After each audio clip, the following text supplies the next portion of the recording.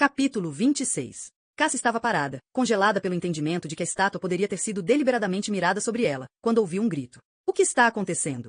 O que foi isso? Pierre contornou a casa, correndo até onde ela estava. Cassie viu espanto genuíno no rosto dele ao encará-la, olhando em seguida para o terraço, com a respiração ofegante. Tudo o que ela conseguia pensar no momento era no fato de não ter sido Pierre quem empurrara o busto do parapeito. Seria impossível que ele viesse correndo do terraço superior, descesse a escadaria e saísse pela porta de entrada até chegar à lateral da casa em um tempo tão curto. Isso caiu enquanto eu passava, ela disse, sua voz aguda e trêmula. Quase me acertou. Caiu. Esta estátua não pode simplesmente ter caído. Esteve neste lugar por séculos. Pierre deu um passo atrás para ver melhor. Olhe, você consegue ver o pódio onde ela ficava. Ele se agachou, examinando a estátua com escrutínio. Está intacta, apesar de as lajes precisarem ser substituídas, ele disse. Vou dizer ao gerente da vinícola que se organize para devolvê-la ao seu lugar. Quase me matou, Cassie disse. Sua cabeça nadava agora, em reação retardada. Meio segundo a menos e ela não teria tido chance. Pierre franziu o senho para ela e Cassie viu que, depois do que tinha acontecido entre eles ontem, empatia não viria dele. Na realidade, ela nem deveria ter mencionado seu escape da morte tão próximo. Não queria ser o foco da atenção de Pierre por qualquer motivo. Era melhor quando o olhar dele passava por ela com indiferença, como se ela fosse insignificante na vida dele, e os problemas dela não preocupassem. Você está machucada? Ele perguntou, em um tom que a informava que ele sabia que ela não estava. Não, não estou machucada. Estou bem, ela disse, defensivamente. Se estavam movendo os móveis no cômodo durante a limpeza, um dos empregados pode tê-la derrubado por acidente, ele disse. Ou uma das crianças, Cassie pensou com arrepio, e nesse caso talvez não tivesse sido um acidente. Pierre foi para a garagem e subiu no carrinho de golfe, guiando pelo caminho arenoso em direção ao vinhedo. Cassie decidiu ver se conseguiria descobrir por si mesma quem tinha estado lá. O terraço pertencia a uma das suítes dos hóspedes, na ala da casa que ficava vazia. Supunha que alguns dos quartos pudessem ter sido ocupados na noite anterior pelos convidados do funeral, mas ela não sabia quais. Quando foi até o andar de cima, encontrou todos os quartos destrancados, de portas fechadas. Primeiro, ela entrou no quarto errado por engano. O interior da casa parecia diferente e maior do que do lado de fora. O próximo quarto era o correto. Estava imaculado, com a cama em dossel perfeitamente arrumada com travesseiros bordô e uma colcha creme. A porta para o terraço estava aberta, mas não havia ninguém lá fora. Ela saiu no terraço e olhou para baixo, seu estômago se agitando enquanto examinava a queda. Inquieta, olhou para trás e moveu-se rapidamente para longe do corrimão. Perguntou-se se algum dia seria capaz de olhar de um lugar alto sem se lembrar do choque que sentirá e da tontura doentia que a preenchera ao ver o corpo de Margot. Tentou mexer no busto remanescente. Com sua base estreita, ombros largos e cabeça imponente, ele era instável e mais pesado na parte de cima. Não seria preciso muita força para empurrá-lo. Fisicamente, até mesmo ela poderia ter feito aquilo. Uma coisa era certa, não havia nenhum empregado nesse cômodo, ou sequer nessa ala. Eles deveriam ter terminado o trabalho mais cedo. Pierre não havia sequer mencionado a possibilidade de que pudesse ter sido uma das crianças, embora fosse óbvio que, excluindo os empregados, elas eram as únicas que poderiam tê-lo feito. Cassie perguntou-se se genuinamente não ocorrerá a Pierre ou se ele simplesmente não estava se permitindo considerar a possibilidade, o que era mais provável.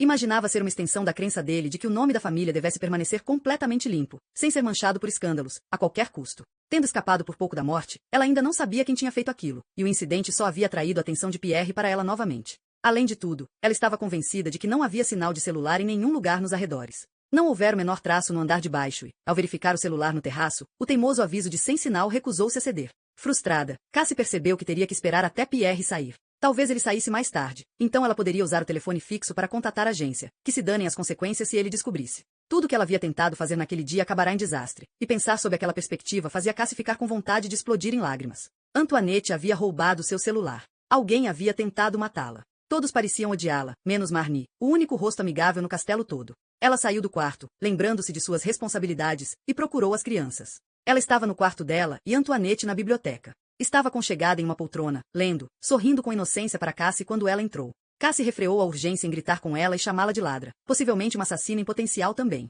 Se a estátua tivesse sido empurrada de seu suporte deliberadamente, ela sabia qual das crianças era mais provável culpada. Precisou de todos os fragmentos restantes de seu autocontrole para perguntar a Antoinette se sabia onde Mark estava e, quando Antoinette deu de ombros com desdém, Cassie ficou tentada a agarrar seu rabo de cavalo brilhante e puxar até que ela gritasse. Mark estava na cozinha. Ele tinha invadido a geladeira, encontrando um prato com bolo gelado. Derrubara um pedaço no chão e estava saindo da copa com outro pedaço, triunfante, quando Cassie chegou. Ela conseguiu alcançá-lo no caminho para o pomar, após ele ter comido metade do bolo enquanto corria, jogando a outra metade no pavimento imaculado, em uma chuva de migalhas. Está quase na hora do almoço, Mark, você deve entrar agora, ela suplicou. Não estou com fome, ele berrou alegremente, e ela precisou persegui-lo novamente por todo o caminho até a estufa com as vidraças quebradas. Cassie supunha que deveria contar a alguém sobre elas, mas não tinha energia, e se contasse teria que explicar que Mark fizera aquilo quando estava sem supervisão. Pareceu melhor deixar estar. Sua única tênue conexão com a sanidade era a chave de seu quarto. Podia sentir o formato reconfortante em seu bolso. À noite, trancaria seu quarto e ninguém poderia pegá-la. Ela se agarrou a este fato como um bote salva-vidas. Parecia a única coisa sobre a qual ainda tinha controle. Pierre juntou-se a eles para o almoço, o que surpreendeu e consternou Cassie. Ainda mais desconcertante era a alegria do humor dele. Posso te servir frango assado, Cassie? Ele perguntou cordialmente, e ela forçou um sorriso educado. Marnie preparou antes de sair. Acho que é um dos melhores pratos dela. Frango assado, ratatouille e molo. Simples e clássico. Você gosta, Antoinette? Antoinette sorriu, claramente deleitando-se em ser o principal foco da atenção de seu pai. Está delicioso, ela concordou. Margot nunca comia molo, ella observou. Acho que ela não gostava. Ninguém respondeu a essa observação e fez um curto silêncio após suas palavras. Mark olhou para a cadeira vazia de Margot antes de voltar sua atenção à refeição. Onde Marnie foi? Cassie perguntou, preocupada. Esperava poder falar com ela esta tarde e descobrir se havia outro telefone que poderia usar. Ela pediu o resto do dia de folga. Tinha um a fazer. Ela teve alguns dias de folga recentemente, mas é trabalhadora. Não podemos dar momentos de lazer aos trabalhadores com má vontade, especialmente quando trabalham tão bem. Afinal de contas, aqueles que colocam seus corações em seu emprego são os que são bem recompensados. É sempre importante agradar o seu patrão. O olhar dele encontrou de Cassie sobre a mesa, que ele ofereceu de forma significativa. Ela não teve dificuldades de entender a insinuação. O fato de Pierre estar dizendo isso em frente aos seus filhos, no dia depois do funeral de Margot, fazia com que ela quisesse vomitar. Com um esforço sobre-humano, ela manteve sua expressão neutra e forçou a comida a descer, esperando que ficar em silêncio a ajudasse a se tornar invisível para ele novamente. Vou para a cidade esta tarde, a negócios, Pierre anunciou enquanto os pratos eram retirados. Quando você volta, papai? Antoinette perguntou. No início da noite. Podemos brincar? Ela sorriu outra vez. Talvez. Você sabe o quanto eu gosto de brincar. Porém, enquanto ele falava, Pierre olhava para Cassie, e não para sua filha. Ela achou que ele fosse dizer outra coisa, mas naquele momento houve uma batida na porta de entrada. Pierre se levantou. Eu attendons. Estou de saída, de qualquer forma, ele disse. Cassie também se levantou, sentindo como se seus nervos tivessem sido triturados. Ela saiu da sala de jantar e entreouviu a conversa brusca de Pierre com a visitante na porta de entrada. Madame, não há nada para ver aqui. O funeral de Margot foi ontem, e eu estou de saída agora. Se quiser passar algum tempo recordando-se dela, permita-me te direcionar ao cemitério onde as cinzas estão enterradas. Ele fez uma pausa. Você é uma repórter? Então, pode contatar meu escritório para uma cópia do obituário oficial. Informações sobre a vida dela estão disponíveis, acompanhadas de algumas fotos excelentes. Aqui está o meu cartão com os detalhes. Ainda estou de luto e não tenho nada a dizer a você. Pierre fechou a porta firmemente atrás dele. Alguns minutos depois, Cassie ouviu o carro dele partindo. Agora era hora de agir. Cassie decidiu. Não esperaria nem mais um minuto. Subiu as escadas, marchando pelo corredor até o quarto de Pierre. Pegando seu celular de sua jaqueta, rolou até encontrar o número da agência. Então, erguendo o queixo em determinação, girou a maçaneta da porta. Estava trancada. A realidade atingiu como um soco no estômago. Tentou outra vez, chacoalhando a maçaneta. Essa porta nunca tinha sido trancada, e agora estava de modo inconfundível. Não havia como acessar o telefone fixo agora. Não poderia fazer nenhuma ligação esta tarde, nem receber aconselhamento. Seu único meio de comunicação se fora. Cassie deu as costas para a porta, despedaçada. Essa deveria ser sua punição por tê-lo rejeitado ontem. Como ele soubera que ela tinha vindo ao quarto dele naquela primeira vez? Claramente, ele tinha suposto ou pressentido, e ela fora descoberta.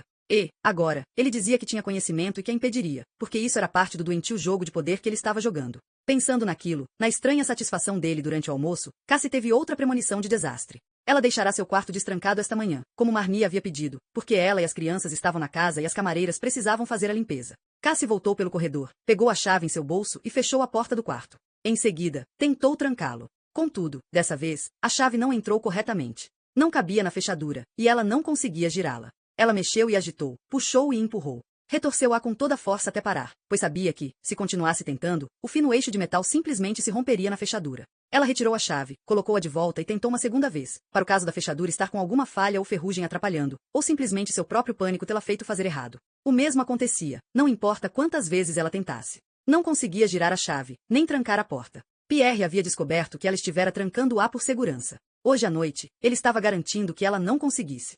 Capítulo 27. Cassie jogou a chave inútil do outro lado do quarto o mais forte que pôde. Acertou a parede e caiu no chão de forma barulhenta. Ela não se incomodou em pegá-la. Virou as costas e bateu a porta ao sair. O medo subjacente, que ela percebeu estar tolerando desde que Margot morrera, agora estava entrando em ebulição, se transformando em terror completo. Disse a si mesma que era apenas Pierre fazendo jogos mentais com ela, punindo-a por ter se defendido dele ontem. Tentou tranquilizar-se dizendo que ainda tinha opções abertas e poderia dormir no quarto de ela se precisasse. Mas não poderia fazer isso a noite toda, todas as noites. Não tinha ideia de quando seu passaporte seria devolvido e não podia ligar para ninguém para pedir ajuda. Cassie inspiru profundament. Nunca havia se sentido tão presa ou derrotada. Dividia a casa com um adúltero que colocará a mira nela, e com um suspeito de assassinato. Não tinha ideia se eram a mesma pessoa ou duas pessoas diferentes. Quem tinha empurrado Margot do terraço? E quem tinha empurrado a estátua do pedestal, lançando-a para o chão enquanto Cassie passava? Por quê? Por que será que ela tinha tomado uma overdose tão grande de seus medicamentos naquela noite em especial, resultando em confusão, pesadelos e memórias atrapalhadas que significavam que nem mesmo sabia o que realmente tinha acontecido, ou que papel desempenhava em tudo isso? Caminhou pesarosamente, descendo as escadas para a cozinha, perguntando-se onde Marnie tinha ido. Pelo que sabia, Marnie poderia, na realidade, ter se demitido. Não poderia mais acreditar em tudo o que lhe diziam. Um dos empregados da cozinha estava trabalhando na copa, mas a cozinha estava vazia. Na seção de preparação da comida, havia uma grande caixa de madeira onde as facas de trinchar e as de corte eram guardadas. Todas estavam no lugar, seus cabos salientes, pedindo para serem usadas. Cassie inspecionou todas as facas no suporte de madeira. Ela pegou a que esperava ser a arma mais mortal de todas elas, comprimento médio com uma lâmina sólida e brilhante que se afunilava em uma ponta sinistra. A lâmina chanfrada estava afiada de forma letal. Imaginou levantá-la e esfaquear alguém com a ponta. Ou usar a lâmina de navalha para cortar através da carne, abrindo uma fenda profunda na garganta de seu agressor. Segurando a faca, sentiu que estava em uma encruzilhada. Seria capaz de usá-la? Cassie sacudiu a cabeça. Por mais tentador que fosse possuir a proteção que a faca oferecia, era uma arma mortal demais, o que significava que ela congelaria ao invés de usá-la, porque a habilidade de machucar seriamente ou matar alguém a aterrorizava. Havia também a possibilidade da faca ser tomada dela. Então, poderia terminar sendo a vítima, e Pierre poderia verdadeiramente dizer que havia utilizado em defesa própria. Precisaria de algo menos letal, mas que ainda fosse um meio de intimidação efetivo. Spray de pimenta seria ideal, mas tinha certeza de que não tinha nenhum no castelo. Pimenta pura funcionaria. Cassie rejeitou esta ideia também. Não seria prático. Então, a solução veio. Inseticida. Precisava de uma lata de um poderoso repelente de insetos. O veneno cegaria Pierre temporariamente, ou faria engasgar, seria fácil de usar, e a lata em si também poderia ser usada como uma arma de defesa pessoal se ela acertasse o rosto dele. Em um castelo com centenas de anos certamente havia muitos insetos, e portanto, spray. Ela imaginou que fosse guardado na copa ou no armário de vassouras. Cassie esperou alguns minutos até que a empregada saísse. Em seguida, procurou na copa, onde encontrou uma lata quase cheia de um inseticida de aparência tóxica usado em baratas e outras pestes de cozinha. Para testar, espirrou um jato no ar, esperou alguns segundos, depois o abanou em sua própria direção. A fumaça era asfixiante, fazendo seus olhos lacrimejarem. Venha me pegar, Pierre, ela sussurrou, apertando o dedo com força no bocal da lata. Vamos ver se vai dar certo para você. Apesar da bravata em suas palavras, o sentimento de terror não cedera. Na realidade, havia piorado. Preparar sua defesa forçava a reconhecer a realidade do que ela acreditava que ele estava planejando. Carregou o spray até seu quarto e o escondeu debaixo do travesseiro. Depois, fechou a porta e foi procurar as crianças. Buscou sem ter frutos por quase meia hora, preocupando-se mais e mais sobre onde estavam e qual desastre poderiam ter causado, até que o som alto do motor do carro alertou e ela correu para a garagem. Mark havia roubado as chaves da louça no hall e destravado o Peugeot. Ele conseguirá ligar o carro e estava empoleirado no banco do motorista, agarrando o volante com força com os pés pisando o acelerador. O motor gritava em protesto e o ar estava espesso com a fumaça. Antoinette trouxera ela para assistir ao espetáculo e estava parada do lado de fora da garagem, gargalhando. Pare agora! Cassie berrou, porém, com o rugido do motor, ninguém a ouviu. Ela deu um arranque para a garagem, tossindo ao respirar a nuvem de fumaça asfixiante. Torceu a maçaneta da porta, abrindo-a e se perguntando por que estava grudenta. Fora, agora! Ela ordenou. Mark segurou o volante com força, gritando em protesto. Dentro do carro, Cassie viu, para seu horror, que ele trouxera um copo de chocolate quente e um sanduíche de mel para dentro do carro. Como era de se prever, o chocolate espirrara por todo o banco do passageiro. O rosto e as mãos de Mark, o volante, a seta e a maioria dos botões no painel estavam besuntados em mel. Subitamente, Cassie perguntou-se quanta cumplicidade Antoinette poderia ter em tudo isso. Conseguia imaginá-la entregando o chocolate e o sanduíche a Mark, e sugerindo que ele dirigisse. Fora, Cassie berrou. O ar da garagem estava espesso com a fumaça. Ela agarrou o braço de Mark e o arrastou para fora do carro antes de se inclinar e desligar a ignição. As chaves também estavam grudentas. Todas as superfícies possíveis estavam cheias de mel. Mark, o que diabos é isso? Você sabe que não tem permissão para vir na garagem, ela gritou, puxando até o lado de fora, onde felizmente o ar estava mais limpo. Virou-se para Antoinette, sem se importar que a menina mais velha visse exatamente quão furiosa estava. Você estava assistindo o tempo todo. Por que o deixou fazer aquilo? Antoinette apenas deu de ombros de forma rude, abrindo os braços. O gesto, na verdade, sua conduta como um todo, indicava nada além de desprezo por Cassie. Ela deu as costas, como se não precisasse mais se incomodar em continuar seu comportamento manipulativo, agora que Cassie estava tentando impor disciplina. Então, Cassie decidiu, ela não gostava dela de verdade. Só capitalizava em sua fraqueza, no fato de Cassie ser um brinquedo em suas mãos. O cérebro dela parecia estar sobrecarregado. Quase sentia os neurônios queimando, um a um. Para dentro, ela vociferou. Como faria as crianças entenderem o quão destrutivo e completamente perigoso tudo isso tinha sido? Se Mark tivesse colocado o carro em marcha, poderia ter atropelado ela. Não quero entrar, Mark começou, e Cassie gritou com ele com toda a força, dobrando-se para que sua boca ficasse a centímetros da orelha dele. Você vai. Agora. Marchou com as crianças para dentro. Mark arrastou os pés em silêncio, mal-humorado, e ela foi choramingando e chutando cascalho. Antoinette ainda soltava risadinhas, como se achasse toda a situação, incluindo a perda de controle de Cassie, hilariantemente engraçada demais para palavras. Venha comigo, ela disse, indo para o andar de cima, mas virando no topo das escadas em direção à ala dos hóspedes. Forçou Mark à sua frente, com ela choramingando atrás e batendo as mãos nas portas enquanto passava. Cassie conseguia ouvir a risada prateada de Antoinette na retaguarda. Deu um soco para abrir a porta, pisoteando o quarto adentro e apontando através da porta de vidro de correr para o pódio vazio no terraço, onde a estátua tinha estado. Qual de vocês empurrou a estátua dali? Digam. Agora. Porque eu estava andando debaixo do terraço quando caiu, e ficou a centímetros de me matar. Examinou os rostos deles. Ella amotinada, Mark desafiante, Antoinette presuncosa. Esperava que fosse demorar um pouco para alguém confessar, que talvez precisasse observar sinais de culpa na linguagem corporal deles. Mas Mark gritou imediatamente, como se estivesse orgulhoso do que tinha feito. Fui eu. Eu estava me escondendo aqui, porque estávamos brincando de esconde-esconde. Parecia bamba, então eu empurrei. Sou tão forte. Olhe, posso derrubar a outra também. Ele correu até as portas de vidro enquanto Antoinette guinchava de alegria. Cassie mergulhou atrás dele, lembrando-se que Pierre havia dito que uma equipe substituiria a estátua durante a tarde, o que significava que poderia haver pessoas lá embaixo. Não, ela gritou. É perigoso, você pode machucar alguém. Não ligo. Mark Barrow. Ele chutou as canelas dela, seus dedos martelando-a de forma dolorosa com os esforços para fazê-la soltá-lo, e ela lutou contra o menino indisciplinado, os dedos dele ainda grudentos de mel. Cassie sentiu-se consumida por uma fúria crua e violenta. Ela o carregou para longe da porta. Ele gritou de raiva, seu rosto vermelho, suas mãos deixando manchas gigantescas na porta. Você precisa parar de agir assim. Precisa começar a escutar. Ela gritou com ele. Não vou, ele berrou de volta. Antes que pensasse nas consequências de suas ações, Cassie levantou o corpo do jovem garoto e o arrastou através do quarto até o grande guarda-roupa de mogno. Abriu a porta e o forçou para dentro, fechando a porta e se recostando contra ela por garantia. Agora fique aí e pense sobre o que você fez. Ela gritou. Por um momento, fez-se um silêncio, todos em choque enquanto absorviam o que acabará de acontecer. Então, Mark começou a gritar, assustado e histérico. Deixe-me sair! Deixe-me sair! Ele martelou a porta, punhos batucando na madeira, mas Cassie apenas empurrou as costas contra ela com mais força. Ela ofegava, seu coração batendo forte e a adrenalina subindo através dela. Não permitiria que ele saísse. Não permitiria. Mark começou a chorar. Tenho medo do escuro. Por favor, me deixe sair, por favor. Cerrando os dentes, Cassie firmou-se contra a porta. Conseguia ouvir o medo bruto no tom dele e soube o quanto ele estava assustado, mas sua raiva era mais poderosa do que a voz interior lhe dizendo que estava sendo injusta. Ela começou a soluçar. Ele está assustado. Mark está assustado. Eu fiquei assustada quando a estátua caiu em cima de mim. Mark precisa aprender a pensar antes de agir. Cassie berrou. E a não fazer deliberadamente coisas que ele sabe que são maldosas e destrutivas. O choro de Mark se aquietou. Os soluços agora eram de desamparo. Estou com muito medo, ele choramingou. Por favor, me deixe sair. Antoinette foi até Cassie, desprezo em seus olhos. Deixe-o sair, ela exigiu. Você está sendo cruel. Eu estou sendo cruel? Cassie ergueu as sobrancelhas, uma nova onda de raiva surgindo nela. Talvez você devesse apontar o dedo para si mesma, não para mim. Antoinette ficou furiosa ao ser desafiada. Deu um passo à frente com o rosto franzido e tentou fisicamente empurrar Cassie para longe da porta. Cassie fez o que seus dedos estiveram o dia todo coçando para fazer. Ergueu a mão e estapeou Antoinette com força no rosto. Antoinette recuou, caindo sobre os joelhos e se dobrando, embalando o rosto em suas mãos, choramingando em tons agonizantes. Ai, ai, ai. Ela correu, ajoelhando ao lado dela, soluçando enquanto ajudava Antoinette a esfregar o rosto. De dentro do armário, o choro de Mark havia se transformado em nada além de sussurros roucos e desesperados.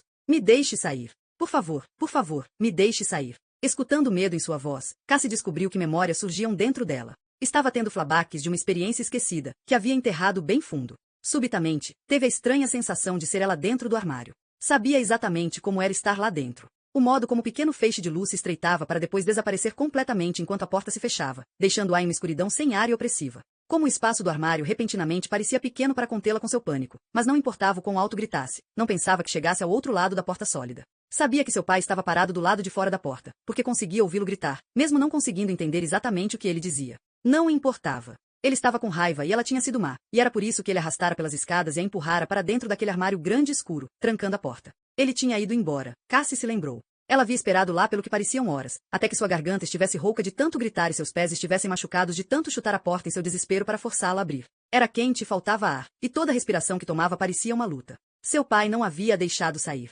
Eventualmente, fora Jacques quem viera até o andar de cima e a libertara. Subitamente incapaz de continuar com o castigo, Cassie afastou-se do guarda-roupa e abriu a porta. Mark estava deitado de bruços no chão, exatamente como ela fizera. Ele saiu engatinhando, piscando diante da luz, e Cassie lembrou-se de como a luz ficava depois da escuridão sufocante. Era doloroso, e ela mal conseguia abrir os olhos por alguns instantes. O rosto de Mark estava inchado, molhado de lágrimas, e ele parecia mais subjugado do que ela jamais acreditara que ele poderia ficar. Enquanto ele cambaleava, passando por Cassie, murmurou algo que ela não conseguiu entender bem. Antoinette levantou-se com esforço e tentou abraçá-lo, mas Mark empurrou e saiu do quarto, virando-se na direção de seu quarto. Antoinette e ela, ainda aos soluços, seguiram-no silenciosamente. Em terror e trauma, Cassie lembrou-se de também ter empurrado sua irmã. Havia empurrado com força, e Jacques havia gritado ao cair, adentrando a escuridão. Cassie sacudiu a cabeça violentamente. Estava confundindo memórias com sonhos outra vez. Aquilo não acontecerá. Havia empurrado Jacques, mas foi apenas um empurrão fraco, leve. Ela não estava à beira de uma ravina. Não tinha tentado se salvar, suas unhas vermelhas agarrando o ar vazio enquanto ela caía. Cassie fechou a porta do armário e, ao fazer, descobriu que sua raiva de antes havia evaporado. Em vez dela, estava repleta de culpa. Tinha tentado dizer a si mesma que suas ações eram justificadas, que essas crianças estavam tão descontroladas que precisavam de uma dose séria de disciplina, que nenhum mal poderia acontecer a Mark por passar alguns minutos dentro de um armário, e que Antoinette havia mais do que merecido aquele tapa. Isso não a impedia de reconhecer o que sentia, mesmo que se encolhesse diante da realidade. Ela tinha se comportado exatamente da mesma forma que seu pai abusivo. Passara anos tentando escapar dele, dar as costas a ele. Tinha acreditado firmemente que era uma pessoa melhor, de todo modo, fora vítima, não a opressora. Nada disso havia lhe ajudado. Precisava encarar a verdade, que era que ela havia acabado se tornando ele. Capítulo 28. Após deixarem o quarto, Cassie esperou que as crianças corressem descontroladas pela casa para desafiá-la. Ficou surpresa quando eles humildemente voltaram aos seus quartos. Estavam tão quietos e obedientes que ela deduziu que o incidente tivesse traumatizado a todos. Ela desceu as escadas e procurou produtos de limpeza na copa. Em seguida, fez seu melhor para tentar arrumar o carro, limpando cada superfície e tirando o máximo do chocolate espirrado do assento de couro quanto pôde. Estava grata pela atividade, já que lhe dava uma rota de fuga de suas emoções despedaçadas. Havia ultrapassado os limites com as crianças. Tornará-se sua agressora ao invés de sua protetora. Fez o máximo para repassar o incidente em sua mente, para que obtivesse alguma perspectiva dele e pudesse decidir se realmente seu comportamento havia sido inaceitável, e se deveria de algum modo tentar se redimir. Pensando bem, descobriu que não conseguia se lembrar exatamente do que havia acontecido no quarto de hóspedes. Não se recordava de todos os detalhes. Como a situação havia escalado. O que Mark dissera que a fez reagir daquele jeito. Ela imaginava que os levará até o quarto para discipliná-los por conta do que aconteceu no carro. Quando tentou se lembrar, voltou a ser pequena e indefesa, trancada no armário. Então, tentando de novo, viu-se à beira da ravina, presa no pesadelo da briga com sua irmã. Cassie perguntou-se se sua mente estaria deliberadamente apagando memórias para protegê-la da sobrecarga de estresse. Esperava que os detalhes retornassem quando estivesse mais capacitada a lidar com eles. No meio tempo, sentia como se seus pensamentos estivessem sendo puxados em centenas de direções diferentes. Continuava pensando na frase rasgada ao meio por cavalos selvagens. Era exatamente o que sentia estar acontecendo com a sua sanidade. Havia preocupações demais, além do controle, e ela não tinha uma estrutura de apoio. Seu maior medo era de que o pior ainda estivesse por vir. Ela continuava com vontade de chorar, e achando que talvez estivesse chorando, mas ao levantar a mão até os olhos os encontrou secos. Por fora, ela não demonstrava nada, mas por dentro estava caindo aos pedaços. Checando a hora em seu celular, percebeu que era fim de tarde. As horas haviam passado como em um sonho. Já que Marnie não estava aqui, era sua responsabilidade garantir que o jantar estivesse pronto, dar banho e colocar pijamas nas crianças, presumindo que eles estivessem dispostos a falar com ela. Reunindo seus pensamentos em aparente normalidade, desceu as escadas. A cozinha estava vazia. A empregada que estivera limpando mais cedo obviamente já havia encerrado naquele dia. Graças ao desaparecimento inesperado de Marnie, nenhum plano para o jantar tinha sido feito. Cassie verificou a geladeira, o freezer e a enorme despensa. Havia muita comida de todos os tipos, incluindo uma embalagem com 6 garrafas de uma bebida emagrecedora na despensa, que parecia fora do lugar quando comparada ao resto do conteúdo. Ela deduziu que deveria ter pertencido a Margot, e agora nunca seriam usados. Enquanto avaliava o que estava disponível, algumas opções de jantar ocorreram a ela. Então, pensou, por que não perguntar às crianças? Talvez pudesse remendar sua relação com eles e absolver um pouco da culpa corrosiva que sentia se ela mesma abrisse as linhas de comunicação. Ela o chamou até o quarto de Antoinette. Eles entraram obedientemente, encarando-a em silêncio. Cassie foi atingida mais uma vez pela mudança de comportamento desde quando ela enlouquecera completamente. Quero dizer a vocês que sinto muito por ter gritado antes, ela disse. Perdi a paciência e me comportei muito mal. Então, tenho que pedir desculpas. Fiquei com raiva, mas não deveria ter dito ou feito o que fiz. Não é certo fazer aquilo, nunca, mas se acontecer é importante pedir desculpas depois. Sei que se eu estiver na mesma situação de novo, devo controlar minha raiva e não deixar que ela me controle. Foi o que eu aprendi com isso. Sinto muito também, Antoinette disse com a voz tímida. Não tentei impedir Mark. Na verdade, eu disse a ele para continuar. E eu sinto muito, Mark disse, arrastando os pés no azulejo. Sei que fui mal criado. Fiz muito mal. Para surpresa de Cassie, ele soava genuinamente envergonhado ao invés de orgulhoso de seu comportamento. Ela abraçou em silêncio, agarrando suas pernas. Pensei em perguntar a vocês o que deveríamos jantar, Cassie disse. Marnie não está aqui, então tenho algumas escolhas em mente. Devíamos comer omelete de presunto e queijo, ou uma torta de carne e cogumelos que está no freezer, ou panquecas com açúcar e canela. Eu queria panquecas, ela disse, tímida, e houve um coro de eu também de Antoinette e Mark. Tudo bem. Se quiserem, podem me ajudar a prepará-las agora. Podemos guardá-las no forno para mantê-las aquecidas enquanto vocês tomam banho e se trocam. Cassie foi para o andar de baixo com as crianças, sentindo uma estranha sensação de afastamento da realidade. Enquanto vivia no momento, estava absolutamente bem. Porém, ao pensar no que acontecerá mais cedo, ou no que aconteceria depois, seu cérebro se sobrecarregava e ela começava a tremer de medo. Decidiu que seria melhor permanecer no momento, pois era mais seguro e a escolha certa para sua sanidade. Na cozinha, as crianças genuinamente pareceram gostar de preparar as panquecas. Cassie deduziu que eles não tinham muitas chances de cozinhar com tantos empregados à disposição na maior parte do tempo. Depois que ela bateu a massa e a cobertura de açúcar e canela, deu a cada uma das crianças um trabalho a fazer. Antoinette foi encarregada de despejar a massa na frigideira. Depois, quando Cassie havia virado as panquecas, ela estava encarregada de borrifar a mistura de açúcar e canela. De pé em uma cadeira baixa, debruçada sobre a grande mesa de madeira no centro da cozinha, ela parecia orgulhosa e contente em seu papel. Depois, finalmente, Mark estava encarregado de enrolar as panquecas e arrumá-las no prato. Meia hora depois, o prato estava cheio de panquecas empilhadas e Cassie cobriu com papel laminado, guardando na gaveta aquecedora do forno. Ela sentia um enorme alívio por ter conseguido redimir o dia só um pouco, após o início desastroso. Agora, precisava dar banho nas crianças e deixá-las prontas para o jantar. Seus pensamentos desviaram para o que poderia acontecer mais tarde naquela noite, e Cassie os desligou. Não iria para este lugar. Não importa como a noite terminasse, ou o que ela terminaria por fazer, ao menos as crianças poderiam se lembrar da tarde divertida que tiveram cozinhando. Gosto do estilo do seu cabelo, Cassie, ela disse quando estava na banheira. Obrigada, Cassie disse. Não conseguia nem se lembrar do que colocará no cabelo, ou quando. Talvez tivesse amarrado antes de começar a preparar a comida, para que não caísse na frente de seu olho. Colocou a mão em seu rabo de cavalo e sentiu o toque de seda. Puxando os cabelos para o lado, viu uma ponta de verde esmeralda. Ansiedade atou seu estômago quando percebeu que não tinha memória alguma de prender em seu cabelo o lenço de seda que Pierre havia lhe dado. Asterisco. Uma vez que as crianças estavam na sala de jantar, banhadas e vestidas, Cassie pediu que Antoinette lesse uma história para eles antes do jantar. Percebendo que suas roupas estavam manchadas e sujas com as atividades do dia, ela voltou às pressas para tomar banho e se trocar antes de se reunir a eles. Após vestir uma calça jeans limpa e um suéter novo, Cassie voltou ao seu quarto para colocar as roupas sujas no cesto e apanhar a lista de materiais escolares que fizera mais cedo naquele dia. Agora que as crianças estavam cooperando mais, poderia repassar a lista com eles durante o jantar e ver se algo estava faltando. Colocou as roupas no cesto e pegou a lista da mesa. Então, virou-se para a porta e cobriu a boca com a mão para sufocar um grito. Pierre estava sentado na cadeira de encosto alto perto da cama. Olhando para ele, horrorizada, Cassie sentiu seu coração acelerar. Ele estivera um passo à frente dela o tempo todo. Ele deveria ter chegado quando ela estava no banho, vindo direto para o seu quarto, esperando por ela. Talvez ele esperasse que ela fosse dormir no quarto de uma das crianças hoje à noite e estava fazendo uma jogada preventiva. Assustei você? Ele perguntou. Tarde demais. Cassie percebeu que não deveria ter abafado seu grito. Precisava gritar agora, o mais alto que pudesse. Se conseguisse chamar a atenção das crianças, estaria a salvo. Se não conseguisse, estaria em um mundo de problemas. Porém, enquanto ela puxava a respiração, Pierre colocou os dedos sobre os lábios. Em silêncio, agora, ele demonstrou. Não conhece as regras. O jogo desta noite é não fazer barulho. Ele levantou, avançando contra ela, e ela recuou em direção à cama. As crianças estão felizes no andar de baixo, ele disse. Estão comendo panquecas e me disseram que tiveram um dia bom. Parecem estar lidando bem com a tragédia que vivenciamos tão recentemente. Seria uma pena estragar a felicidade deles quando o assunto inacabado que temos é só entre nós dois, não seria? Contudo, mesmo se você gritasse, a sala de jantar é tão longe que eles provavelmente não te ouviriam. Cassie afundou-se na cama, suas pernas fracas pelo medo. Não, ela murmurou. Por favor, Pierre, não. Pierre inclinou-se sobre ela. Com a mão firme no ombro dela, ele a empurrou. Ouvindo metal tinindo, ela entendeu com senso de realidade que ele abria seu cinto. Falei com a polícia hoje, ele sussurrou em seu ouvido. Eles me contaram que você, infelizmente, ainda está sob forte suspeita.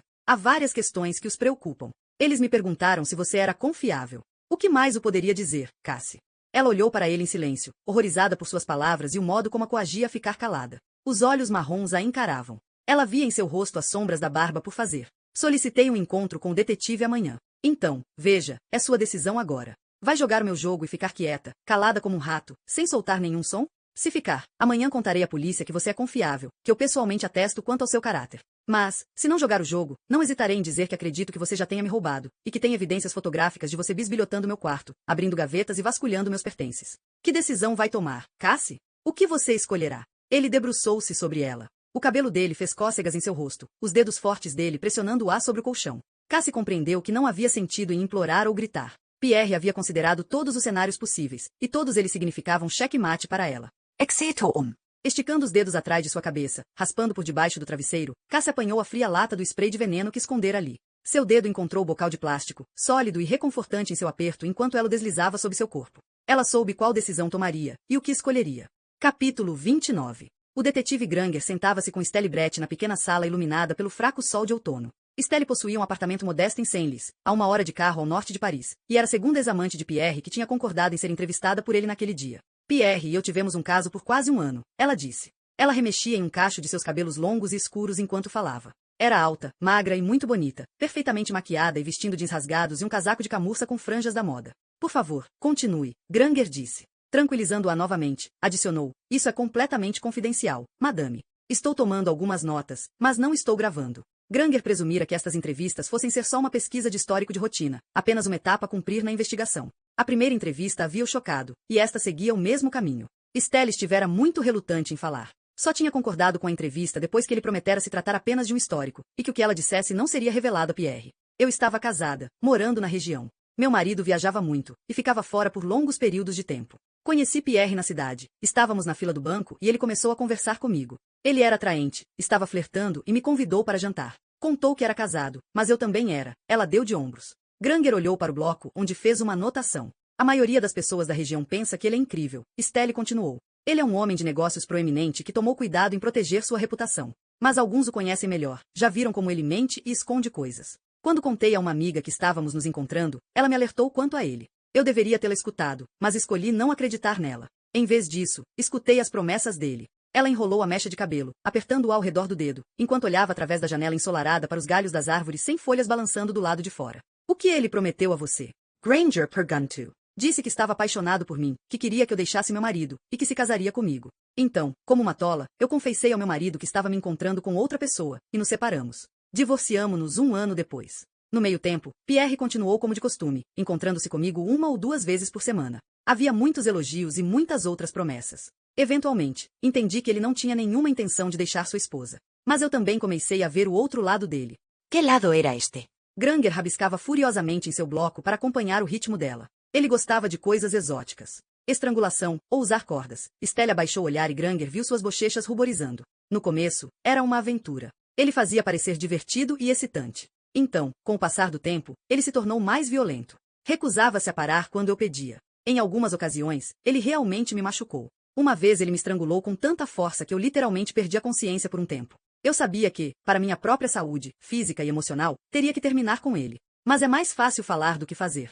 Como assim? Granger certificou-se de manter uma atitude calma, apesar de estar convicto de que as peças do quebra-cabeça estavam começando a se encaixar. Ele ficou furioso quando eu quis terminar. Tivemos uma briga enorme. Ele me ameaçou com todo tipo de coisa. Alguns detalhes particulares que contei a ele em confidência. Ele disse que garantiria que toda a cidade soubesse. E quando ameacei contar a todos sobre ele, ele me agarrou e me chacoalhou, então me empurrou tão forte que eu caí. Fiquei com hematomas no meu queixo e ombro. Você levou adiante? Granger perguntou. Fui até a polícia e eles me pediram para conseguir um relatório médico para os machucados assim que possível, para que as acusações corretas pudessem ser feitas. Granger assentiu. Fui até o médico local, mas só depois descobri que ele era um amigo de Pierre. Depois que contei a ele o que aconteceu, ele me questionou sobre as minhas atividades esportivas, que incluíam andar a cavalo e academia. Ele me examinou e disse que meus machucados não eram graves, e que as circunstâncias não eram conclusivas o bastante para que ele fizesse um relatório para a polícia, que os machucados poderiam ter incorrido por uma queda de cavalo. Então, Pierre me ligou no dia seguinte, ameaçando me processar por difamação se eu não retirasse as acusações, dizendo que eu estava mentindo sobre tudo. Ela abriu as mãos. A essa altura, nem eu tinha certeza se acreditava em mim. Retirei as acusações e me mudei. Encontrei um emprego novo como organizadora de eventos, então decidi recomeçar minha vida completamente. Foi uma experiência horrível. Mostrou o quanto ele é uma pessoa tóxica, e como ele não deixaria nada impedi-lo de proteger o suposto bom nome na região. Granger assentiu lentamente. Isso era evidência eficiente. Antes de falar com essas mulheres, ele nunca teria acreditado que Pierre tivesse um lado tão obscuro, claramente indo muito longe para proteger sua reputação. Concluiu a entrevista e a agradeceu pelo tempo. Assim que saiu do apartamento, ligou para Bissett para atualizá-la. Ela soava animada. Acabei de sair do salão de beleza de Margot. Alex, seu estilista, foi de grande ajuda. O que ele disse? Granger perguntou. Margot estava infeliz. Sentia-se presa. Queria deixar Pierre, mas tinha medo das consequências. Granger sentiu um arrepio com as palavras. Ele explicou por quê. Ela estava planejando voltar a ser modelo. Era tudo o que ela conhecia. O envolvimento dela com Pierre encurtou sua carreira promissora. O problema é que se trata de um trabalho de muita exposição. Ela estaria em domínio público, e perguntas sobre o seu passado seriam feitas. Ela contou a Alex que estava desesperada para deixar Pierre, mas sabia que ele dificultaria as coisas. Estava extremamente deprimida. Minha entrevista com Stelle seguiu uma linha similar. Granger confirmou. Tem mais uma coisa, Bissett disse. O quê? Ele torceu para que ela fosse rápida. A bateria de seu celular estava acabando, e ele esquecera o carregador na delegacia. Tecnologia. Lembra que reclamamos a falta dela? Sim. Bem, Margot deixou o celular dela no salão. Alex disse que ela utilizou o tempo todo em que esteve lá, e se esqueceu de levá-lo quando foi embora. Ele ligou para o telefone fixo no dia seguinte, mas outra mulher atendeu. Ele decidiu que seria melhor desligar e esperar que Margot entrasse em contato. Ele não sabia que ela tinha morrido. Você acha que o celular pode conter informações importantes? Definitivamente existem provas de que ela estava procurando recomeçar a carreira. Alex disse que ela fez algumas ligações para reestabelecer contato com algumas pessoas da carreira de modelo enquanto estava no salão. Isso é ótimo. Investigaremos essas ligações. Pierre não entrou em contato? Não, Bissett confirmou. Granger desligou e continuou dirigindo. A entrevista anterior, a primeira do dia, contará uma história similar. O relacionamento começou com flores, joias, sedução e promessas. Então, havia se deteriorado. Sexo exótico que se tornara violento. Promessas se tornara mameacas. O romance azedara, terminando com mais ameaças. A única diferença era que, no primeiro caso, Pierre havia terminado o relacionamento, mas os mesmos métodos de silenciamento haviam sido utilizados. Granger notou que nenhuma das amantes tinha empregos de alta visibilidade. Como uma modelo conhecida, a decisão de Margot de abandoná-lo poderia ter representado uma ameaça maior a Pierre. Granger decidiu que tinha pena que qualquer mulher que se envolvesse com Pierre. Todo o relacionamento parecia terminar em coração partido, ou pior. A esposa de Pierre, Diane, estivera em excesso de velocidade quando perdeu o controle do carro e capotou. Morrera instantaneamente e o carro havia pegado foto no terrível acidente. Granger duvidava que o carro tivesse sido sabotado, apesar de ter sido destruído a ponto de não ser possível ter certeza. Mas ele tinha descoberto que, apenas 2 minutos antes, Pierre havia recebido uma multa por excesso de velocidade na mesma estrada. Diana estivera seguindo, tarde da noite, perseguindo pela estrada principal que, alguns quilômetros depois, passava por Colbert. Talvez fosse só uma coincidência que Margot residisse em Colbert na época. Granger suspirou, frustrado. Apesar da quantidade de evidências sobre o caráter de Pierre, eles precisavam de algo mais para realizar uma prisão. O que haviam descoberto hoje era quase suficiente, mas não o bastante. Ele estava quase chegando à sua casa, entrando no tráfego da tarde, quando a próxima ligação de Bissett chegou. Granger, ela soava empolgada. O que é? Fale rápido, meu celular vai desligar. Eu acabei de voltar. Há um novo fato envolvendo Pierre. Você precisa vir aqui, rápido. A mulher que trabalha no castelo. Ele perdeu o resto das palavras quando o motorista do caminhão ao lado, preso no mesmo tráfego, buzinou impacientemente. O quê? Ele perguntou, sentindo seu pulso acelerando, mas falava com uma linha muda. Que mulher? E o que tinha acontecido? Granger deduziu que aquilo envolveria, de alguma forma, ao pé de quem ele inicialmente suspeitara. Ela parecerá emocionalmente instável, a ponto de estourar. Seu nervosismo extremo e sua recordação vaga dos eventos recentes tinham feito todos os instintos dele formigarem. Não tinha ideia se ela sempre se comportava dessa forma, ou se a fragilidade interna que ele pressentia fora exacerbada pelo grave estresse.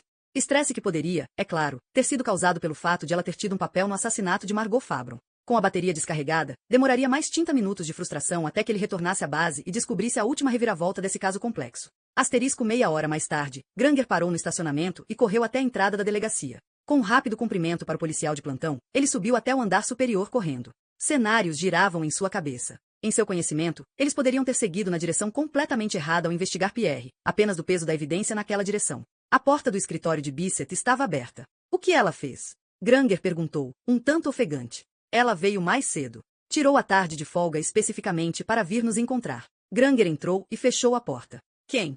Au pair? Cassie Vale. Lembrou-se outra vez do rosto assustado dela, de como seu olhar desviava dele quando tentava fazer contato visual, e como ela apressadamente voltava a encará-lo, de olhos arregalados, como se percebesse que ele notara o que ela fez. Ele recordou-se do hábito nervoso dela de empurrar as cutículas com as unhas. O modo como ela havia mudado sua história sobre ter ou não saído do quarto na noite da morte de Margot. Ela parecerá genuinamente abalada por sua própria inabilidade de se lembrar do que havia feito, e aquilo fazia Granger se perguntar o que mais ela poderia ter se esquecido, de forma intencional ou não. Esperava que Bissett confirmasse suas suspeitas, mas, em vez disso, ela balançou a cabeça. Não, não. Ela não. A governanta que trabalha na residência do Bois veio nos ver. O nome dela é Marnie Serrurier e ela está esperando você para uma entrevista. Ela veio até a delegacia mais cedo e trouxe uma evidência que encontrou. Evidência importante? Ele pôde ouvir a empolgação na voz de Bissett quando respondeu. Definitivamente sim. Eu já falei com ela. Isso muda tudo, Granger. Com a evidência e o testemunho dela, acredito que temos fundamentos suficientes para realizar uma prisão imediata. Capítulo 30. Cassie agarrou o spray de inseticida. Ao mesmo tempo em que o aperto de Pierre em seu ombro aumentava, seu dedo trêmulo apertava o bocal. Ela faria aquilo. Espirraria veneno nele como em uma barata, e não se importava se ele sufocasse com a fumaça, ou mesmo se ela o cegasse. Então, no andar de baixo, a aldrava da porta bateu repetidamente, fazendo barulho. Por um momento, os dois congelaram. Então o aperto de Pierre afrouxou, e Cassie levantou o dedo do bocal. Pierre levantou-se, apressado, fechando o cinto e praguejando enquanto dava as costas para ela. Era como se, por um instante, ele tivesse se esquecido dela, graças à interrupção. Sem empregados de serviço esta noite, não havia ninguém mais para atender a porta, e aquilo significava que ela havia ganhado uma postergação. Provavelmente outro maldito jornalista. Ele resmungou. Ele saiu do quarto e Cassie desceu da cama. Seu corpo todo tremia com um choque tardio. Por pouco, ele quase aprendera, e ela passou mal ao pensar sobre o que poderia ter acontecido. Ela não se demoraria no quarto. Era sua chance de escapar para o andar de baixo e se reunir às crianças, e ela resolveu não sair de perto deles, custe o que custasse. A presença deles era sua única proteção agora. Ao seguir Pierre para o andar inferior, mantendo uma distância cautelosa dele, a batida soou novamente. Era alta, autoritária, reverberando pela casa. Papai! Antoinette chamou, saindo da sala de jantar. Tem alguém na porta. Estou a caminho. Pierre estourou. Volte para o seu jantar. Cassie deduziu que ele não quisesse que as crianças escutassem o discurso abusivo que ele estava prestes a oferecer para quem quer que estivesse esperando do outro lado da porta. Mesmo assim, Antoinette estava claramente curiosa. Ela foi em direção à sala de jantar, mas parou assim que Pierre desviou o olhar. O que é? Pierre abriu a porta de entrada, gritando as palavras furiosamente, e o coração de Cassie saltou até sua boca ao ver os dois detetives parados na soleira da porta. Era isso. As palavras de Pierre não eram somente ameaças. Ele deveria ter contado aos detetives o que ela havia feito, vasculhando o quarto dele, e agora a evidência apontava para ela. A boca de Cassie estava tão seca que ela não tinha certeza se conseguiria falar, mas decidiu que precisava ser completamente honesta com os detetives agora. Precisava revelar que genuinamente não tinha lembranças do que poderia ter feito na noite da morte de Margot, ou se seu pesadelo tinha raízes na realidade, em sua imaginação, ou algum lugar no meio. Prometeria cooperar completamente com eles, contando tudo o que havia acontecido a ela nesse castelo, desde as agressões até a tentativa de abuso. Talvez, se ela cooperasse, eles permitiram que ela levasse seu celular e pudesse ao menos procurar o número de alguém que conhecia e explicar o que tinha acontecido. Cassie deu um passo diante com as pernas tremendo, imaginando o que eles diriam a ela e como ela deveria começar sua confissão. Então, compreendeu o que os policiais estavam dizendo e parou, sua cabeça girando, não ousando acreditar no que acontecia. Monsieur Dubois, você está preso, suspeito do assassinato de Margot Fabron. Você tem o direito de permanecer em silêncio, mas pode prejudicar sua defesa se não mencionar, quando questionado, algo com que você pode usar em sua defesa no tribunal. Spear. Que diabos é isso? Que fundamento você tem? Pierre disse, furioso. Monsieur, explicaremos tudo na delegacia. Por favor, venha conosco. O detetive Granger tomou o braço dele. Quero ligar para o meu advogado. Agora. Não tive nada a ver com isso. Pierre espetou o dedo em direção a Cassie de forma acusatória. Ela é a culpada. Estou dizendo a verdade. Ela estava entrando no meu quarto quando eu não estava na casa. Roubando de mim. Ela. Cassie preparou-se para a probabilidade de que os detetives pudessem querer levá-la junto, afinal de contas. Mas as palavras berradas de Pierre não tiveram efeito. Granger nem sequer olhou para ela. Você tem direito a uma ligação assim que chegarmos ao quartel-general, e pode solicitar representação legal. Agora, entre no carro. A voz do detetive era como aço e suas palavras não deixavam espaço para mais argumentos. Praguejando e ameaçando, Pierre foi conduzido até o carro. Como isso acontecerá? Cassie se perguntaba. Qual era a razão para a surpreendente prisão de Pierre, e por quanto tempo ele ficaria ausente? Ela ouviu um grito atrás dela e, ao se virar, viu que as 3 crianças estavam paradas perto da escadaria, assistindo a cena com horror. Papai! Antoinette chamou em uma voz estridente, correndo para se juntar a Cassie na porta de entrada. Onde você está indo? Por que a polícia está te levando embora? Pierre lançou um olhar ameaçador na direção dela. Volte para dentro. Ele berrou. Antoinette passou por Cassie e arrancou em direção ao carro, seguida por ela, que começou a se lamentar em sua máxima voz. Volte, Antoinette implorou. Cassie segurou ela, pegando-a no colo enquanto Bissett segurava Antoinette pelos ombros, carregando-a para longe do carro em espera. Seu papai não estará aqui hoje à noite, mas você estará segura. Entre, agora, Bissett disse. As duas guiaram as crianças aos gritos para dentro, onde se reuniram a Mark no hall, que chupava o dedão e assistia ao espetáculo com olhos arregalados. Entraremos em contato com o parente mais próximo assim que chegarmos ao quartel-general, Bissett disse, ofegante. Você poderá ficar com as crianças até que um membro da família chegue? Sim. Sim, é claro, com certeza, Cassie disse. Ela estava ansiosa para perguntar a Bissett o que tinha acontecido, mas não poderia fazê-lo na frente das crianças, e de todo modo, não sabia se Bissett tinha autorização para contar. Você tem acesso ao telefone fixo do castelo? Bissett perguntou. Sim, tenho. Cassie presumiu que Pierre já houvesse destrancado a porta do quarto dele, mas mesmo se não tivesse as chaves dele estariam na mesa do hall. Por favor, esteja preparada para atender nossa ligação na próxima meia hora. Faremos uma atualização assim que soubermos quem chegará para cuidar das crianças, e quando. Estarei aguardando. Bissett correu de volta para o carro. Cassie pensou que eles partiriam imediatamente, mas, ao invés disso, Bissett pegou um envelope de papel pardo no carro e correu até ela outra vez. Entregou o envelope a Cassie. Seu passaporte, ela disse. Estamos devolvendo porque você não é mais uma pessoa de interesse neste caso. Obrigada por sua cooperação. Meu passaporte? Cassie apanhou o envelope, apertando os dedos contra o pequeno e fino documento no interior, alívio inundando o ar. Não era somente a confirmação oficial de que ela estava fora da lista de suspeitos, mas o fato de ter sua liberdade de volta. Não era mais uma prisioneira aqui e poderia escolher partir a qualquer momento. Sentia o enorme peso da preocupação saindo de seus ombros, só percebendo agora que ele sumira como o medo estivera esmagando. Lágrimas despontaram em seus olhos e ela as afastou, piscando. Obrigada, muito obrigada, ela sussurrou. Não sabe o que significa ter isso de volta, ou quanto medo eu senti sem ele. Queria abraçar Bissett, mas sentia que isso talvez fosse inapropriado, então sacudiu a cabeça e, para sua surpresa, Bissett segurou ambas suas mãos com a dela. Fico contente em poder devolvê-lo a você, ela concordou. Cassie lembrou-se de como a detetive a encarara com curiosidade quando ela escapara das garras de Pierre no dia do funeral, saindo em disparada da sala de música em pânico, com as roupas em desordem. Imaginou se Bissett poderia ter deduzido o que tinha acontecido, e se era esse motivo de sua solidariedade agora. Entraremos em contato em breve, Bissett disse em um tom reconfortante. Então, virou as costas e voltou apressadamente para o carro à espera. Asterisco depois que a polícia foi embora, Cassie encontrou-se encarregada de 3 crianças histéricas. Antoinette estava em um dilúvio de lágrimas. Cassie nunca vira a garota mais velha perder o controle tão completamente. Imaginava que, com Margot morta, Antoinette havia esperado se tornar a favorita de seu pai. Talvez esperasse que, enfim, receberia o amor e a atenção que sempre tanto ansiava dele, mas nunca havia recebido. Cassie sabia que Antoinette estava errada naquele aspecto, mas não tinha como dizer isso a ela agora. ¿Por qué? Ela gritava, de novo e de novo. Não sei porquê, era tudo que Cassie podia dizer em resposta. Ela ainda estava chocada com relação ao que tinha acontecido, incapaz de acreditar que Pierre realmente tinha ido embora. Continuava pensando que, a qualquer momento, ele poderia entrar de novo, que ele faria uma ligação de emergência para seu advogado e forçaria a polícia a dar meia volta e trazê-lo de volta. Ou que os detetives pudessem mudar de ideia e prendê-la, afinal de contas. Encontrou-se com os ouvidos atentos ao barulho dos cascalhos na entrada da garagem, desejando saber que evidência for utilizada como fundamento para a prisão de Pierre. O que vai acontecer conosco agora? Antoinette lamentou-se. Essa era outra questão que Cassie não conseguia responder. O que aconteceria com as crianças? Em poucos dias, eles haviam perdido ambos os pais e guardiões. Deveriam estar se sentindo completamente à deriva no mundo, e Cassie não conseguia encontrar um modo de tranquilizá-los. Na realidade, Cassie temia que, caso Pierre fosse liberado através de fiança, tudo voltaria ao normal no castelo. Perguntou-se se as condições da fiança de Pierre alterariam o comportamento dele com ela, mas ela duvidava. Aquilo significava que, para sua própria segurança, precisava ir embora assim que pudesse, dando as costas para 3 crianças extremamente traumatizadas por uma família fragmentada e que precisavam dela mais do que nunca. Não tinha ideia do que as próximas horas ou dias trariam, e sentia-se tão emocionalmente abalada que sabia que não seria capaz de oferecer o conforto calmo e racional do qual as crianças precisavam. Com um esforço desesperado, tentou recolher seus pensamentos e se tornar a pessoa forte e responsável que precisavam. Saberemos mais quando a polícia entrar em contato, ela disse, percebendo ao falar que isso não era nem um pouco reconfortante. Ella solucaba incontrolablemente. Onde o papai foi? Ela repetia, e Cassie lembrou-se com aflição que haviam contado a ela que sua mãe tinha partido, quando de fato estava morta. Mark estava mal-humorado e agressivo. Antes que Cassie pudesse impedi-lo, ele pegou uma das fotos emolduradas de Margot sobre mesa do hall e a atirou no chão, rachando o vidro. Ela não conseguia repreendê-lo, decidindo simplesmente não dizer nada. Vamos lá para cima, ela disse, esperando que o ritual antes de dormir os acalmasse, e também a acalmasse. Subindo as escadas, Mark chutou cada degrau com força, gritando em protesto. No meio da escadaria, Cassie lembrou-se com um salto que deixará seu passaporte na mesa do hall. Colocou-o lá enquanto tranquilizava as crianças, esquecendo-se de pegá-lo.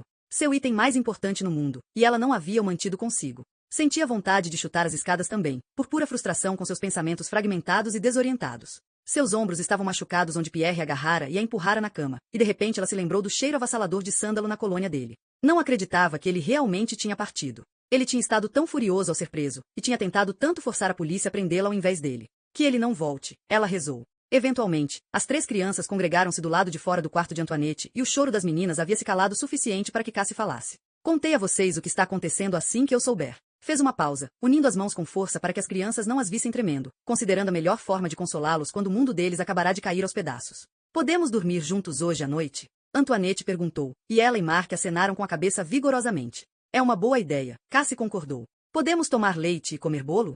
Mark perguntou. Tenho que esperar a polícia ligar. Mas, depois disso, vou trazer alguma guloseima para vocês, ela prometeu. Aliviada com a sugestão positiva deles para ajudar a se sentirem melhor, Cassie levou o travesseiro de ela e alguns de seus bichos de pelúcia até o quarto de Antoinette. Mark carregou o conteúdo de sua caixa de brinquedos, e Cassie trouxe o colchão e a roupa de cama dele para o caso de precisarem de mais espaço para dormir. Enquanto saia do quarto e fechava a porta gentilmente, Cassie lembrou-se das palavras que Mark resmungara mais cedo, quando ela o deixará sair do armário e ele passava por ela. Elas não tinham feito sentido no momento, já que ela estivera envolvida demais nas próprias lembranças em seu cérebro para decifrá-las. Agora, enquanto caminhava pela passagem até o quarto de Pierre para guardar a ligação da polícia, Cassie viu-se arrepiada com a realidade do que ele dissera. As palavras ditas por Mark eram: "Você é igualzinha ao papai."